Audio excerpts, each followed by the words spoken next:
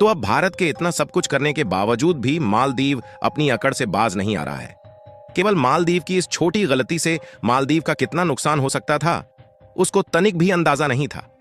लेकिन अब जब मालदीव की अर्थव्यवस्था बिगड़ने लगी है, तो उसको अपने गलती का अंदाजा हो रहा है और मालदीव को अब समझ में आने लगा है कि उसकी यह गलती उस पर कितनी भारी पड़ रही है। देखिए, मालदीव की जितनी कुल आबादी भी नहीं है, उससे ज्यादा भारत के टूरिज्म मालदीव हर साल घूमने जाते थे। यदि साल 2023 की रिपोर्ट को देखा जाए तो इस साल लगभग 2 लाख टूरिज्म मालदीव गए थे और यह संख्या हर साल बढ़ती ही जा रही थी। और आप इसी से अंदाजा लगा सकते हैं कि मालदीव की अर्थव्यवस्था किस तरह से हम भारतीयों पर डिपेंडेंट है। और अब भारत की 1.4 बिलियन आबादी एक साथ मालदीव का विरोध करने उतर गई है। यहां तक कि मालदीव जाने के लिए जो एयर टिकट और होटल की बुकिंग थी, भारत के लोगों ने कैंसिल करना शुरू कर दिया है और चारों तरफ सोशल मीडिया पर बॉयकॉट मालदीव का ट्रेंड चल रहा है। और इसी के कारण जब मालदीव को अंदाजा हुआ कि अब किसी भी सूरत में भारतीय लोग मालदीव को किसी भी सेक्टर में फायदा नहीं पहुंचाने वाले हैं, तो फिर मालदीव चीन और तुर्की जैसे देशों से मदद मांगता फिर रहा है। लेकिन चीन किस तरह से मालदीव की मदद करने वाला है, इसका अंदाज इसी बात से लगा सकते हैं कि पूरे वर्ल्ड में चीन की किस तरह इमेज है। यानी कुल मिलाकर मालदीव को भारत की तरह कोई भी देश मदद नहीं कर पाएगा। पूरी खबर क्या है, इस वीडियो में समझते हैं। आगे बढ़ने से पहले भारत जिस तरह से मालदीव को सबक सिखा रहा है, उसके लिए इस वीडियो को एक लाइक और चैनल को सब्सक्राइब जरूर कीजिए। असल में मेन खबर यह है कि जब तक मालदीव के पुराने राष्ट्रपति थे, तब तक भारत और मालदीव का रिलेशन काफी ठीक ठाक था और भारत मालदीव की पूरी तरह से मदद करता था। और अभी भी एक तरह से देखा जाए तो मालदीव भारत का कर्जदार है। लेकिन मालदीव में इस बार के चुनाव में जैसे ही नए राष्ट्रपति बने, उन्होंने भारतीय सैनिकों को बाहर निकालने की प्रक्रिया शुरू कर दी। आपको बता दें कि केवल 77 सैनिक ऐसे हैं जो मालदीव में सैन्य कर्मी के रूप में काम करते हैं। फिलहाल ये संख्या उतनी ज्यादा नहीं थी, लेकिन मालदीव को यही 77 सैनिक भारी पड़ रहे थे और मालदीव के राष्ट्रपति ने इसी एक छोटी गलती की वजह से अपने देश की पूरी अर्थव्यवस्था को दांव पर लगा दिया है। एक रिपोर्ट के मुताबिक हम भारतीयों का मालदीव की अर्थव्यवस्था में एक बहुत बड़ा योगदान है, क्योंकि हर साल लगभग 2 लाख लोग मालदीव टूरिज्म के रूप में जाते हैं। और दूसरी सबसे बड़ी बात यह है कि मालदीव की पूरी अर्थव्यवस्था टूरिज्म सेक्टर से ही बनी हुई है। यहां तक कि मालदीव में खाने पीने के आइटम समेत रोजमर्रा की चीजें भारत ही एक्सपोर्ट करता है।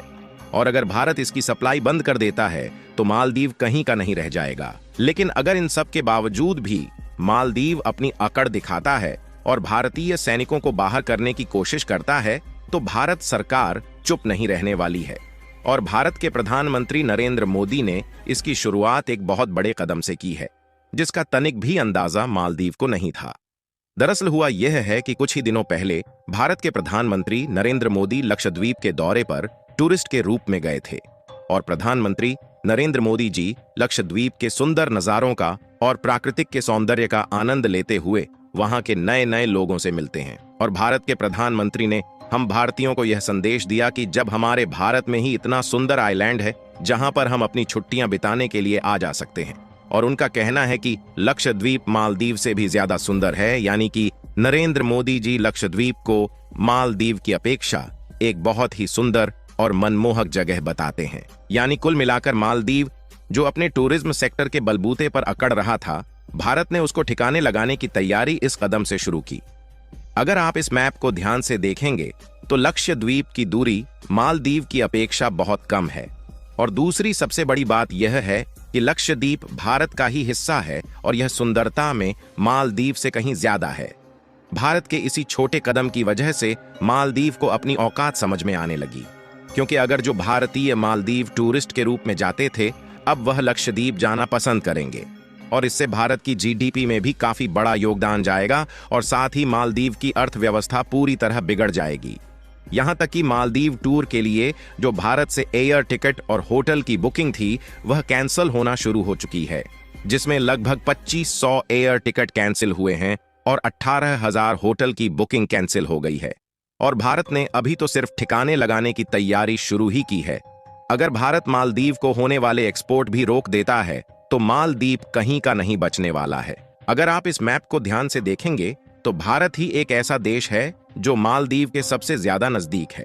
यदि किसी भी इमरजेंसी मदद की जरूरत मालदीव को पड़ती है तो केवल भारत ही एक ऐसा देश है जो सबसे पहले मालदीव को मदद पहुंचा सकता है।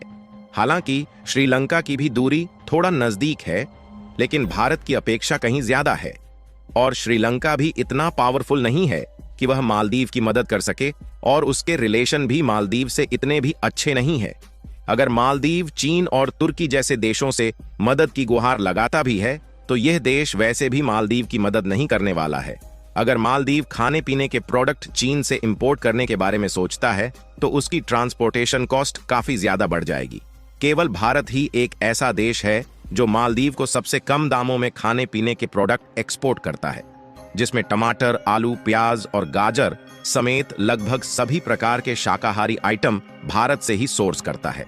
इसके अलावा जब भारत के प्रधानमंत्री नरेंद्र मोदी लक्षद्वीप का दौरा करते हैं और वहां की सुंदरता भारतीय लोगों को दिखाकर उसके बारे में बताते हैं, और इसी से मालदीव के नेताओं की बीपी बढ़ जाती है।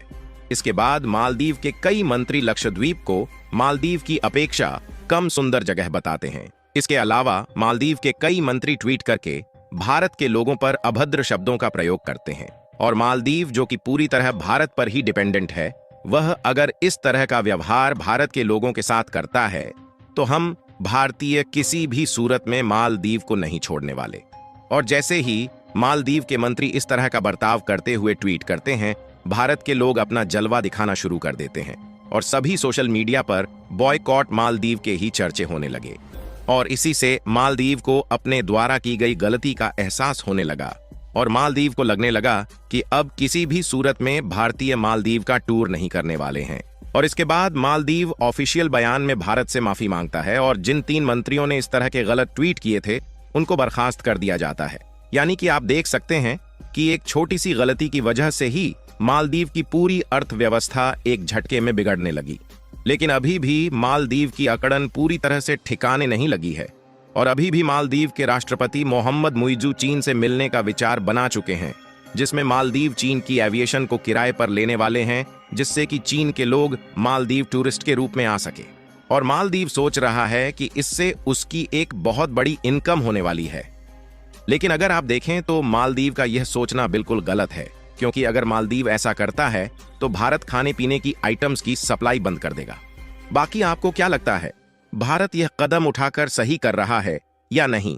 अपनी राय कमेंट में जरूर बताएं और भारत की इस शानदार कदम के लिए वीडियो को एक लाइक जरूर करें और इस वीडियो को अपने मित्रों तक शेयर करें ताकि उन्हें भी जानकारी मिल सके, और चैनल को सब्सक्राइब करके बेल नोटिफिकेशन को ऑल पर जरूर रखें।